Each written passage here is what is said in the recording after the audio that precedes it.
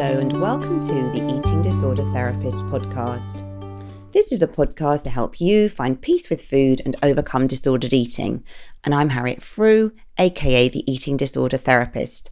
And I'm so excited to be sharing with you all kinds of stories, tips, information and guest interviews to help you on your journey in finding peace with food. So thank you so much for listening today. Now, today I have another guest on the podcast, and I'm speaking to J.L.Keez, who is all the way from Adelaide in Australia. J.L. is a mother, partner, teacher, speaker, reality therapy certified coach, and soon-to-be author. Now, J.L. has recovered from anorexia nervosa and other health conditions, including suicidal depression, chronic fatigue, debilitating migraines, OCD, and depersonalisation. So she's been on a real journey with her healing. J.L. has made a full recovery and has been in a good place for many years. And she has now created Anorexia Unlocked, which is an online resource where she shares her learning, her teaching, and has put that together in a package which can be used by other people and accessed all over the world. And she's also soon to be releasing her book. So that's all very exciting. So with JL's approach, she has a strong belief that understanding our life story and the connections with our relationships and the influence on our development all has a great impact in our mental well-being and how we sort of grow up and how we experience our lives. So I'm really interested to be hearing more about what JL has to say and to understand her approach better. So let's get to the interview. Hi there, JL, and thank you so much for coming on the podcast today. Oh, that's great. Thank you very much for having me, Harriet. I'm really excited to share my time with you. Oh, thank you. So, JL, could you tell us a bit more about who you are and what you do? Yes, certainly. Before I begin, though, our discussion, I'd really like to sincerely thank you for including me within your podcast series. Since connecting with you only recently, I'm learning that you provide a wealth of knowledge for those experiencing difficulty with eating disorders, and I've certainly learned a lot from knowing you in the short time that I have. So I'm very honoured to be given this opportunity to contribute to what you are doing. I am J.L.Keez from Adelaide, Australia. And I've experienced anorexia nervosa for 9 years from the age of 15 to 24. And then I followed on with many more years of experiencing associated illnesses stemming from the damage that I inflicted on myself during that time in the form of chronic fatigue, debilitating migraines, depersonalisation, suicidal depression, and OCD. I'm now a certified reality therapy counsellor, an ex-home economics secondary school teacher, and I'm currently enjoying being the director of J.L.Keez Anorexia Unlocked, my online business for clients experiencing eating disorders. I'm also an author and very proud of the book that I've written and is about to be launched in November. It's titled Anorexia Unlocked, Understanding Your Story Through Mine. I write inspirational poetry and quotes, which I feature throughout the work that I do also. And although eating disorders are the base of the work I pursue, I'm also passionate about the topic how we relate impacts, which I was invited to address at a reality therapy seminar here in Australia a few years ago. And the response I received on that day demonstrated to me an absolute need for this knowledge across our globe. So that's probably central to the work that I do, is really looking at how we relate as individuals and how that impacts our growth and development. And finally, I'm a mum to 2 adult children who are my greatest allies, who provided me with the strength to fight for recovery. So that's who I am. Thank you so much for sharing. Sounds like you've got like a wealth of experience and knowledge to bring today, JL. So thank you. I really appreciate you coming on. So JL, you've been on your journey in overcoming issues with food and body image. So could you tell us a bit more about this journey? Yes, certainly. And I think to best answer this area, I feel it might be beneficial to provide just a little bit more background regarding who I am. So I was born onto a farm here in South Australia, and I lived there for the first 5 to 6 years of my life, and I was one of 4 children. And during my healing years in my 30s, I would find that this was a pivotal time, those first 6 years, There was a lot of childhood damage which was undertaken during that time, or endured rather, and suppressed until I was in my 30s, and really impacted my growth and development. At the age of 6, I then shifted with my family to Adelaide, where I currently live. And my father had decided to join the religious ministry. And having done so, that resulted then in a very nomadic lifestyle once he completed his studies. As a result of this, I attended many different schools where I experienced a lot of bullying. I was a very high achiever. I was compelled to be the best as well. I was a top athlete and vocalist, and I was very unpopular, lonely, and rejection was certainly the theme of my life. I experienced an extremely controlled and limiting upbringing based on religious beliefs, perfectionism, and being the best within the eyes of society. So my authentic self was certainly very squashed right from birth, really. So it wasn't surprising then at the age of 15 that anorexia nervosa developed, although at that time there was no knowledge or real knowledge about eating disorders and why they existed, or even that they did exist. So what did I do at this time? I didn't count calories and I didn't stand on the scales. I simply ruled out all the foods I saw as fattening. And although the foods included were deemed healthy, in my view, the amount was not enough to sustain my athletic pursuits and nor my day-to-day life. So I found myself changing in energy levels and changing in what I could and couldn't do. The only thing that really maintained in my life at that point was my A standard. Somehow I managed to keep that going. So as I said, at this time, I simply ate the foods I calculated as acceptable, and about once a week, the hunger would be so bad that in the absence of anybody else viewing this, I would binge on any foods that were available to me. Usually, this would be triggered off if I was in a social setting or a group where a buffet-style meal was being prepared and served.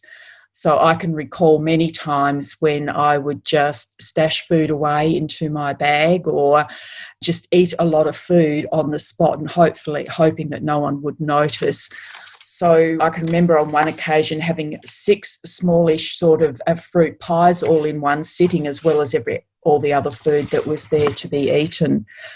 Yeah, so that was basically what I was doing in terms of food. I was leaving out a lot of what I saw as undesirable food, eating what I saw as desirable, and then about once a week stuffing myself with whatever I could get my hands on.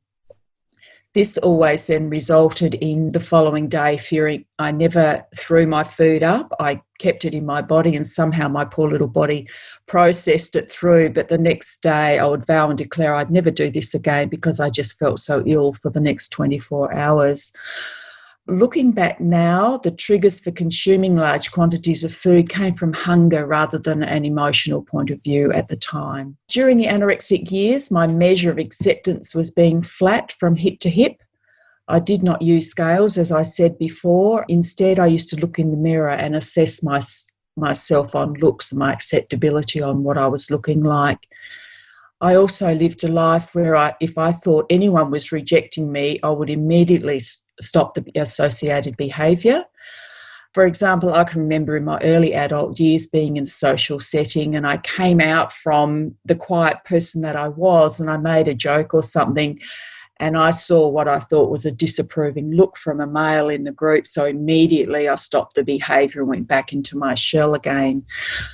So looking back now, I can acknowledge that I was constantly on alert, judging the responses of others and moulding myself to fit accordingly, and I had become a very clever chameleon. This resulted, of course, in completely losing my identity, and the fear of rejection ran so deep, and somewhere in me I thought that acceptance would eventuate on how I looked and how I changed that part of myself, but it never really worked. I did marry then at the age of 22, and that was when my world really deteriorated. And the marriage wasn't the reason, my health was. I shifted then when I got married again and went to Melbourne, which is another capital here in Australia. And I lived near an ammunition factory. And the first year I was there, I got the flu very, very badly. And colleagues that I was teaching with at the moment, I think very kindly, were trying to get me to see that I wasn't normal in terms of my health and how I was living. So I started to see psychiatrists at that point, and they simply put me in hospital and demanded I put on weight and take medication. At that time, slowly I restored the weight, but it was in a very controlled way. And I very quickly learned how much I could consume and to maintain my weight and the shape that I desired. Gradually, over time, I came to realise that I was able to actually consume quite a lot of food without consequence. And so I was now including a wide range of foods back into my daily diet each day. But because I was a teacher of food and nutrition, I actually had developed quite an interest in this area of my life, and that remains with me today and has become a part of my everyday lifestyle, really, and I absolutely love and enjoy it. So in a way, that's a positive that's come out of having an eating disorder. Looking back now, what I realised didn't happen for me when I was going through what I thought was the healing process at the time was that I never explored the whys or assessed the hows of my eating disorder. And I strongly believe that's why, even though I restored the weight, the associated illnesses then came into play. I continued to blindly research for answers and sought assistance from far too many modalities and naturopaths or healers or anyone that was brought into my pathway that I thought would be able to assist me in providing answers.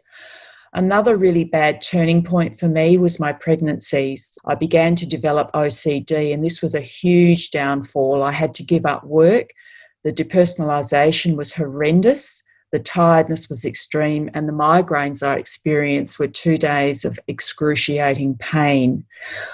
So, for example, with the OCD, if someone said to me, you need 3 dozen cloth nappies, because we used them back in my day, 3 dozen cloth nappies, then I wouldn't be able to sleep until I bought those nappies, washed them and folded them and put them in the nursery. So for those next 9 months, apart from being very, very ill and being very sick every morning, OCD became a part of my life during that time.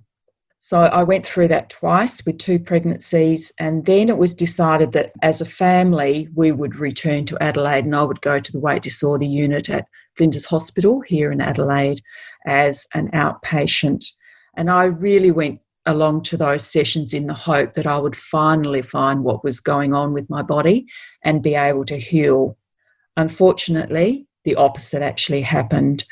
The psychiatrist that I got was a male, and he didn't listen to any of my story or anything about me. He did the same process as before, just wanted to put me on medication and letting me know that, once the balance through medication was achieved, that all of these illnesses would magically disappear. Well, that didn't happen, and I ended up in hospital for about 10 days as an inpatient at that stage. And at that stage, when I went into hospital, I thought, I don't need to be here. There was that little voice inside that said, you don't really need to be here, JL, but there is purpose to you coming and being in this place. So I went along with it, and there certainly was purpose. And I could see years down the track, once I'd healed, the purpose of that.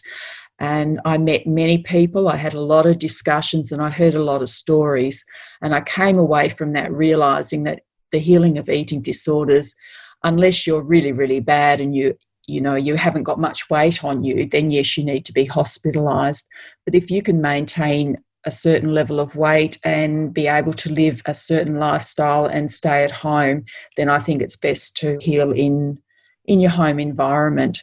And I learnt that, and I saw a lot of other things which I won't go into detail here. So that was a very, very valuable time, even though I didn't heal. By this stage, fear had taken over. I was fearful of what people thought and said about me, that no one liking me. If my children mucked up, it was all my fault. No one would like us. So it was fear of judgment and criticism and being laughed at, and making mistakes was a huge fear. And the fears just seemed to grow and grow daily at this time in my life. Looking back now, they are the indicators. They're the sorts of things that my psychiatrist should have asked me about and tunneled through and looked at with me, but that never happened. So fear was certainly the basis for my perfectionism at that point in time. So where do I go from here? So then what happened then to finally bring me out of it was that unfortunately my marriage folded due to all the fear that I was living with. And at that time, a female psychologist was recommended to me, and I went to see her, not for me, but for the children, to make sure that they went through this process as seamlessly as they could. And at the end of my first session, she felt that my ex-husband and I were doing a pretty good job with the children, but she wanted to talk to me. And I just thought, I don't think I can talk about me anymore. But it was the best decision that I made, because she introduced me to reality therapy underpinned by choice theory, and my healing finally began. So I think I've answered all of that question now. It was a pretty long one, I apologise. Yeah, well, no, thank you, JL. Just JL, for just talking us through that, because I think as well, it shows, I think there's so many things there to pick up on, really, but, it sounds like, things that happened to you very, very early on in life that perhaps, just weren't dealt with, or, you didn't get any support with that.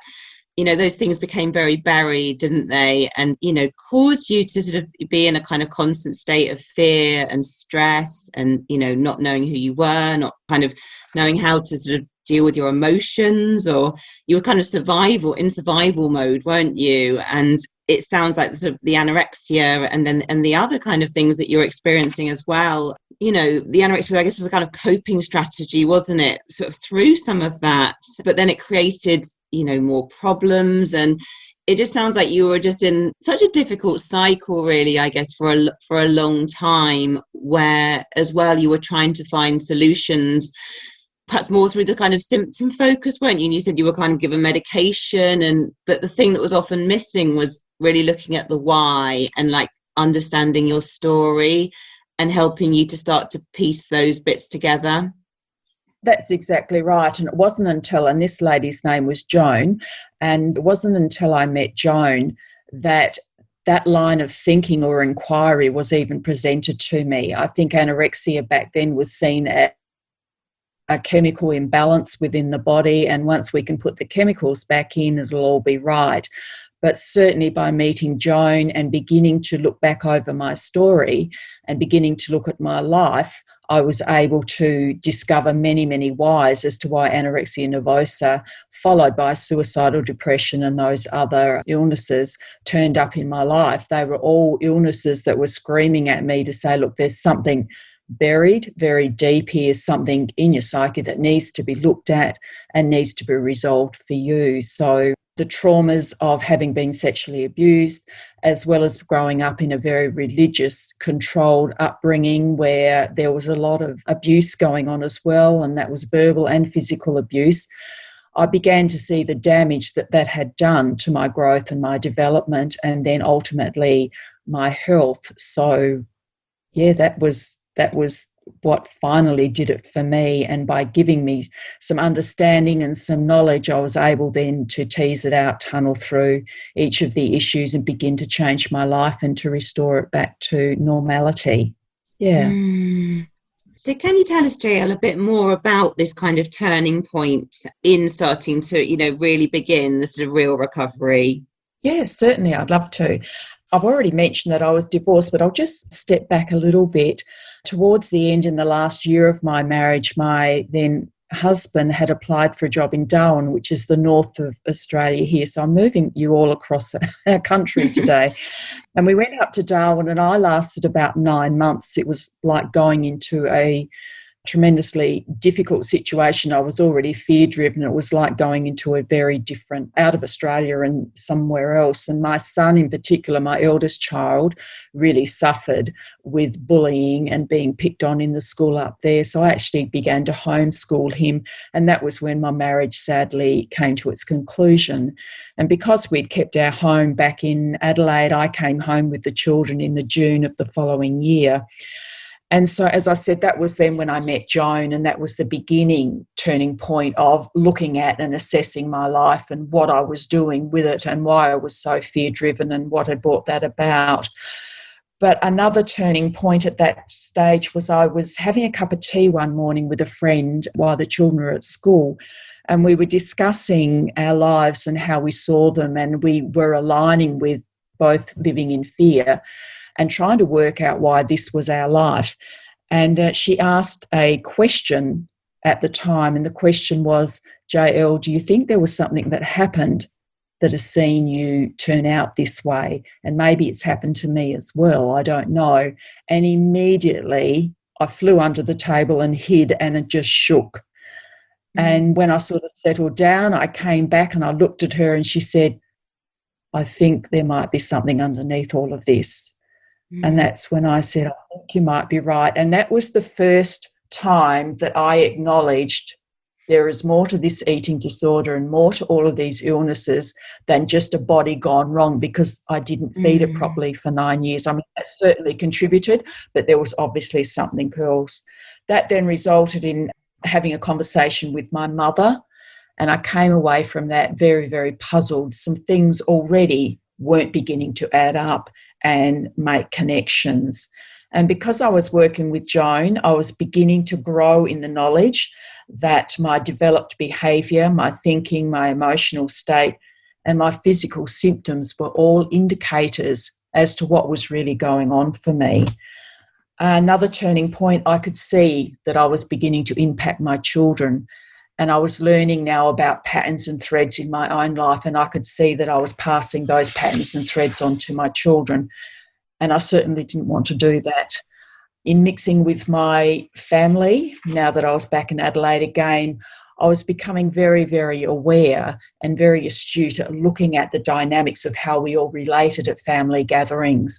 And I was starting to highlight a few bits and pieces from my own story and start to make sense of things as well. So they certainly contributed.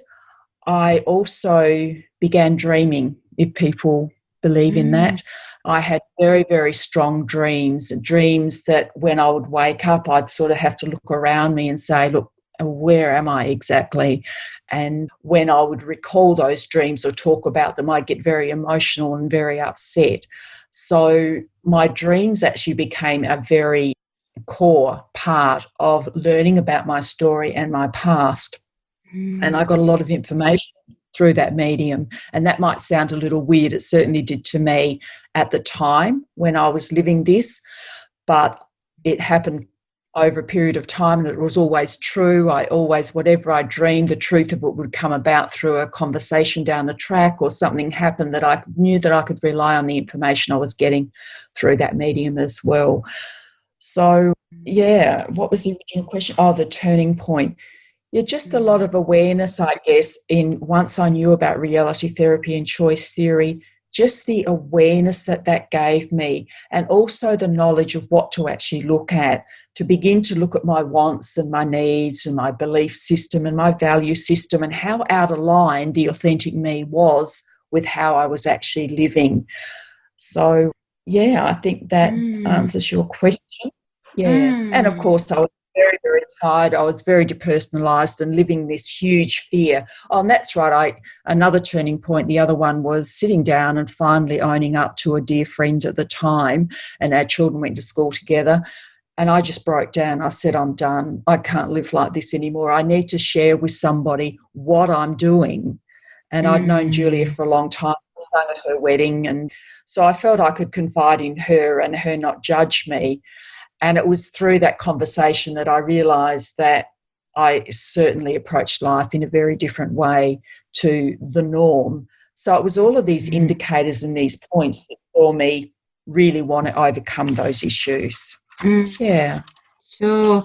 And I think it just demonstrates, doesn't it, kind of the healing power in those relationships. Because I guess your relationship with Joan and with those couple of good friends as well, where you were actually able to open up and be your authentic self, and you felt that you could trust them.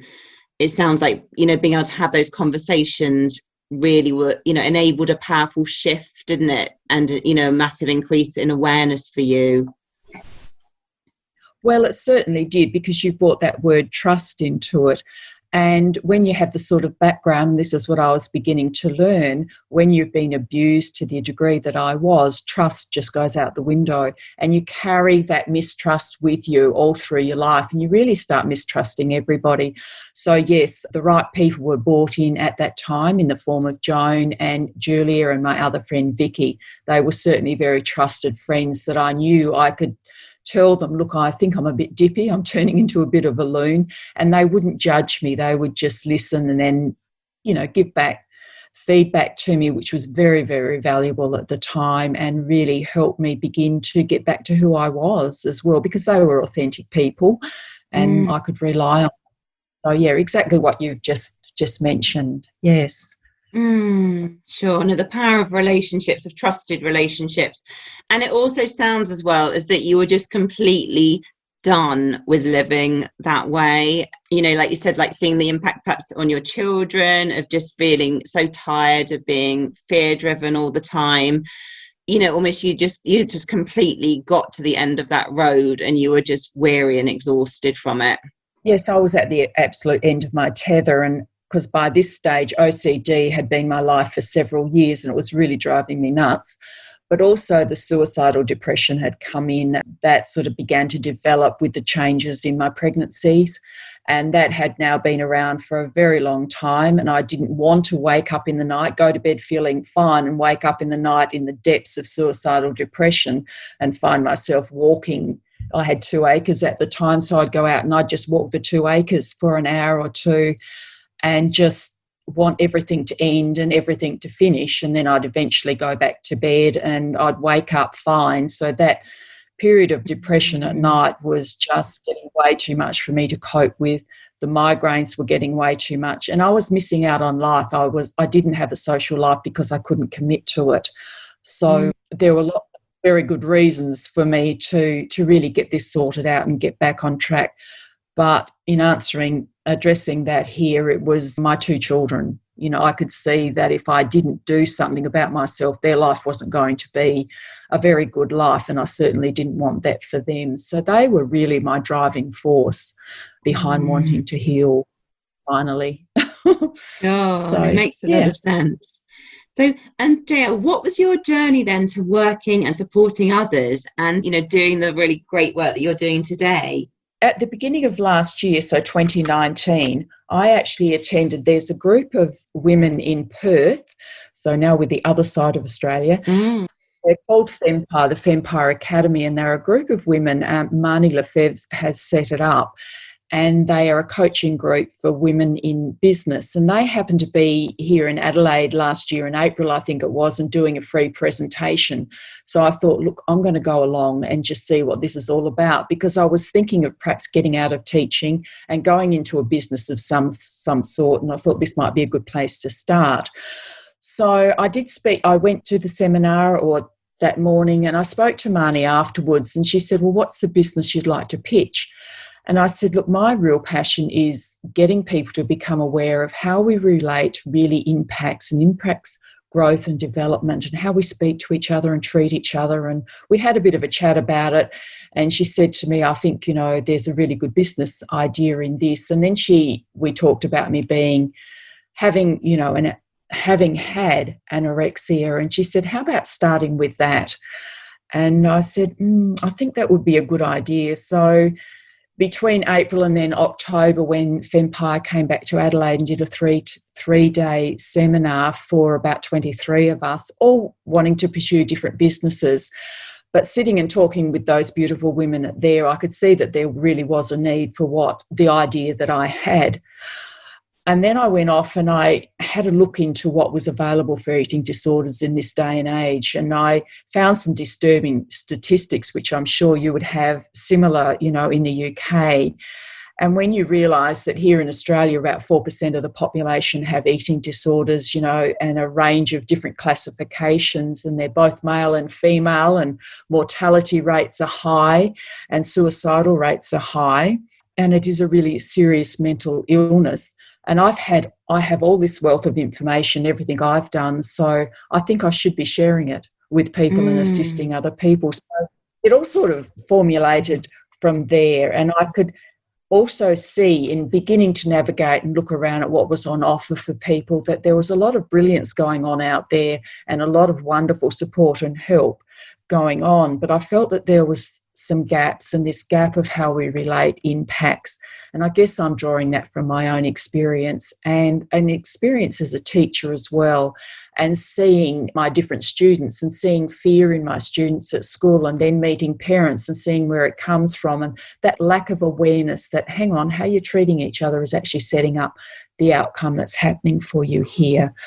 So it did stem from there. I also had set up a Facebook group called The Invisible Room with Views, and it's still there. I still draw on it for things on my Instagram post today. So if anyone wants to go and have a look, they can find out a bit more about me there. This was a page that I set up to share my poetry, my wisdoms, and I was encouraged to do this by friends around me. And then I was encouraged to write my book.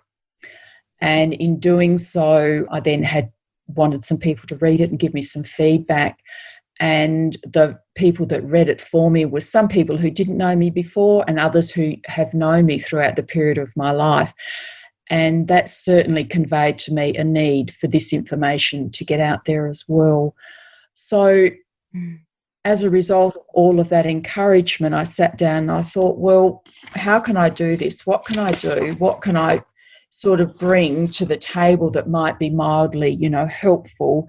And I thought to go online, because I think a lot of things go online these days, and it might be a good place to start. And I'm going to read it out here because I wrote it down and I don't really want to miss anything. So I hope that's okay with the listeners today. Just explaining why I chose to do it online initially. The decision to create an online opportunity came about as a result of acknowledging the need to support those who are unable, perhaps due to distance, or to access quality assistance, or for those still unsure of their situation and they're searching for answers, but they're not quite ready to go and speak to somebody yet. So I've hopefully set up a solid place to start. Or financially, they might be in a position where they can't afford and they can't see a way to confidently move forward toward recovery. So an online experience might be a good place for them to start as well. I also support the idea that taking responsible action towards your own healing empowers one to feel they can indeed be the leader in their own life and capable of owning their current health status and being able to collect knowledge, sort through the collection, and at least begin the healing journey from a base of being self-guided in a way, and me being by putting it online, they can also return to the pages at any time and refresh their memory about what it is that they're learning so they can consolidate their knowledge. I've also created it in a very personal way, and eating disorders are very, very personal and very individual. So I'm hoping that as people go on there and do it, they can feel me beside them as they're going through it and feel connected to explore this. So yeah, by doing online, as I said, the clients are taking responsibility, they're connecting the dots and they're designing their own pathway, which I think is really important when you're healing from any illness, but we're talking about eating disorders primarily today. So that's sort of what took me onto this path of designing what I have designed. Yeah. It sounds fantastic. I think more and more people are looking for online solutions, aren't they? And I think particularly with the pandemic as well, it's kind of pushed us all much more in that direction as well. JL, as well, I believe on your website as well, you have a sort of free kind of guide as well, don't you, that gives people sort of an introduction and taster to your approach. Is that right? Yes, I do. Yeah, regarding the online opportunity I've created, I feel the best fit for the listeners today or anyone, starting out would be to begin with that free program. And I've called it Anorexia Unlocked, Discovering Your Whys, as I see this as a wonderful starter program designed to step clients through a process of self-discovery and understanding while providing a strong knowledge base as to what an eating disorder is all about. So I do try and encompass all areas that are impacted so that by the time they get to the end, they have almost a total understanding of the different areas that need to come into play that they need to learn about and grow through so that they can heal. And this free program is then foundational to then the main program, which I called Anorexia Unlocked, Exploring Your Whys, Assessing Your Hows and Designing Your Outs, as well as the other programs written to fully support the entire healing journey. So, yeah, thank you for acknowledging that and bringing it up. Yeah, and I just think that would be a really, really great place for anybody to start who's wanting to wade themselves through, how do I do this thing called healing from an eating disorder? Yeah. Well, thank you, JL, because it sounds like, such a fantastic resource. And I love the way that I can imagine if I was doing it, actually, I would be really feeling you alongside, because you've obviously done that deep work, haven't you? And I think you have that real empathy and understanding of what it's like to be in some of those very dark places. But there is light, isn't there, at the end of the tunnel? And, you have faced a lot of dead ends, but you've also come out the other side, and you are in the, as we all are, in the process of healing. Yes, that's right. And I guess the other thing that I'd like to add, just as you were saying that, it came to mind that throughout the programs that I have written, I do share parts of my story to support the text that I'm giving or the information I'm getting, to sort of give them a view of, okay, this is the text and this is how it relates to real life. And I do put a lot of my poetry and inspiration through it as well. So it's sort of a user-friendly, sit down, let's have a chat, let's look at what's happening for you type outline. And I've done it deliberately like that in a hope to see people be able to relate and feel quite comfortable and confident in what's unfolding on the screen for them. So, yeah. Sure. And I guess that sounds like, obviously for you, the relationship part is so key, isn't it? And it's been such an important part of your healing journey. So it seems just really natural and appropriate that you would be sharing some of that, I guess, to sort of add and support to that process. Yes, and I think you're picking that up, and probably, hopefully, the listeners are as well. As I said before, my main core of what I'm doing is to really encourage people to look at the relationships that they're in and the impact that they're having, and perhaps the changes that need to come into play so that eating disorders or any other mental illness doesn't eventuate. It's an area of education, I think, that's lacking across the globe, and I'd really like to highlight it and bring it to the foreground. As I said, when I spoke about it a few years ago, it certainly brought a lot of tears into the room and a lot of conversation around this particular topic. So I'm glad that you've picked up that that's my main bent and the thing that I bang on about, Harriet. Yeah, no, I'm with you though. I think I kind of believe that too. I think relationships are fundamental, aren't they? And I just think of my own recovery, and relationships have been so integral to that. As I've got to know you through your Instagram posts and your stories and through listening to your other podcasts, and I only said to my partner today, I said, I think this Harriet from the UK and I are on the same page. We think very alike, because you've done recent things on emotions and their contribution, and your thinking and the power of thought, and that's what I go on about. And I think we're very aligned, along that line of healing and that contribution to us healing as well. So yes, agreed. So JL, you use poetry a lot, don't you, as a way of creative expression, as part of the healing process. And I know that there's a poem that you maybe wanted to share. Would you like to do that for us? Yes, I would like to do that. This is something that happened to me towards the end of my healing. All of a sudden, I just wanted to write poetry. I would get one line, and next thing I'd write the whole poem. I remember I wrote 12 in one day once. It drove me nuts. And I was going to bed. It was about 11 o'clock at night. I got this line, and I went, no more. But I knew I had to write it. And actually, that one's called Enter Stage, and it's in my book, and it's my favourite one. But this is the one that I think is pertinent for what we've been discussing here on your podcast today, Harriet. And it's called When a Child is Born. When a child is born, marvel at the beauty, be intrigued by who they will be, nurture the needs as they present. Watch for indicators as to what will be defining characteristics, attributes, interests, likes, dislikes, personality traits. Get excited that you are the privileged one witnessing this soul progress. Support the inherent aspects that together complete this child. Unconditionally accept. Do not demand, scold, condemn, disapprove, criticise. Instead, gently show them the way with loving approval. Help them celebrate the uniqueness they represent. Allow them to fall down and learn. Their strength will grow from here. Do not call them naughty. How do they know? Guide this child to know. And when the child is all grown up, be glad you know who they are, not who you made them be. And for me, that supports a lot of what we've been talking about in regards to relationships and the impact relationship has on growth and development. And I guess that one came about from my own story, but also watching my children. I went through a huge turnaround in the way I parented when I went into choice theory. And thank goodness I did, because I don't think I'd know my children today. I was very controlling.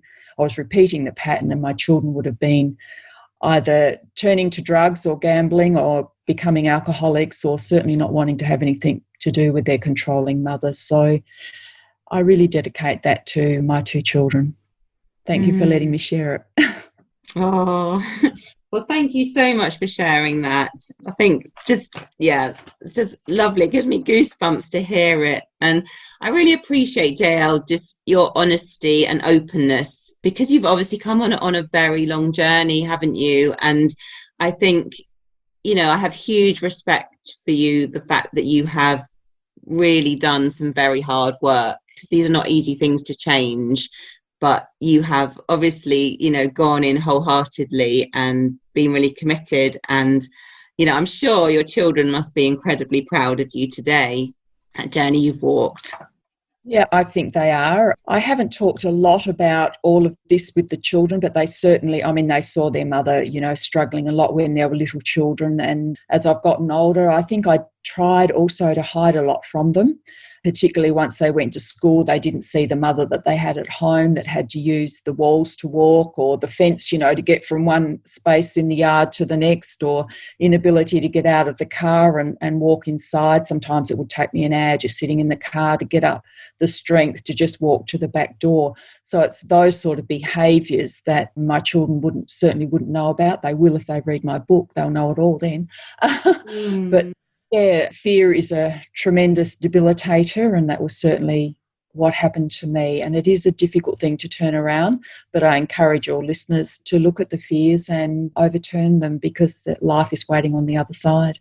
Yeah. It's such an encouraging and powerful message. So thank you so much, JL, for sharing. That's all right. So we just move on to a lighter note just for the last three questions. Because the listeners are always intrigued by these questions as well. So could you tell us, please, what would your last supper 3-course meal be? Well, I've come to really like gnocchi, and even though that's probably not traditionally an entree for a meal, I really like gnocchi. And then for my main meal, it would be a vegetable lasagna with a nice crisp salad of some sort. And then I'm a bit of a cheesecake buff, so I would have that with mixed berries. Lovely. That would be it. And I'd have a lot of green tea with it as well. And do you have a favourite quote or mantra? I don't have it from anywhere else. I have it from me, and I guess it's the one that supported me through my days of healing, because it was what I really had to work on. And it just goes, I am loved and liked for who I am. Yeah, and I still use that mantra. I feel myself becoming a bit disconnected or a bit disconcerted with something that's happened, that just comes into mind. I'm loved and liked for who I am.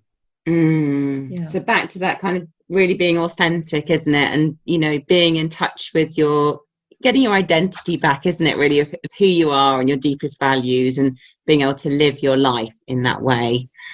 That's right. Absolutely. And can you tell us about something about you that may surprise us? I've already probably alluded to it. There's a couple of things that come to mind. I referenced earlier in our conversation the power of dreams, and that's something that not a lot of people know about me. Be real. If I want to know something or get an answer, I just ask and they play out in my dreams. I actually dream about other people and their lives and what's happening for them. And that was very, very powerful through my main healing years, to the point that my son would get a bit upset. He'd put me sideways and say, "Mum, do you already know?" And I'd have to feign it sometimes and make out that I didn't know, but I knew all of his results, his year 12 results, his guitar results. I knew every result that he got because I would see them in my dreams. So that's something that I don't share with a lot of people, and I'm taking it, I guess, here today, because I think people look at you sideways a bit, and I would have been one of those sideways lookers at one stage. But the power of dreams, and particularly source of information in healing, I just support wholeheartedly. Sure. Well, thank you for sharing that. So that's all right. And the other one is I have a tattoo on the inside of my right arm, and it's a symbol of healing, and then JL embedded in it as well. And I did that as a sign of my healing, going through and coming out the other end. So there you go. You don't know that. You can't see me. Okay. And where can people find you, JL, if they want to look you up? People can find me on my website, which is www, I don't think we really say that these days, but J.L.Keez, and Keys is K-E-E-Z. And I say that because some people put an S or they put a Y-S or whatever. So it's jlkeez.com.au. I do have a blog site on that as well with a lot of inspirational writing, I guess. Instagram is J.L.Keez Anorexia Unlocked. I have a business Facebook page, J.L.Keez Anorexia Unlocked. We've got a theme going on here. And a private Facebook, Anorexia Unlocked Clients. So, and then my book will be available through Amazon probably sometime in November. So that's how people can connect with me and learn more about me if, they think I could be of benefit to them. So, yeah, that's it. Okay, wonderful. Well, thank you so much, JL, for coming on the podcast today and for sharing your story and, that your journey. I think is such an encouraging and inspiring message that you're giving out. And I know it's going to help many people to listen to this. And I'm sure many people will also want to find out more. So thank you very much. No, thank you, Harriet, for the opportunity. I honestly really, really appreciate it. And I'm really enjoying getting to know who you are. And I love all your Instagram stories and that because they're so creative. So I always look forward to seeing them. So hopefully we'll have an ongoing association. Oh, thank you, JL. Much. And a lot of Percy Pig kind of stories recently. Yes. So I hope you enjoyed this podcast interview just as much as I did, and do go and check out JL's details in the show notes. If you're not following me already, do seek me out on Instagram at the Eating Disorder Therapist, and for weekly blogs to your inbox, do sign up at rethinkyourbody.co.uk. Thank you so much for listening, and I look forward to sharing another podcast episode with you very soon.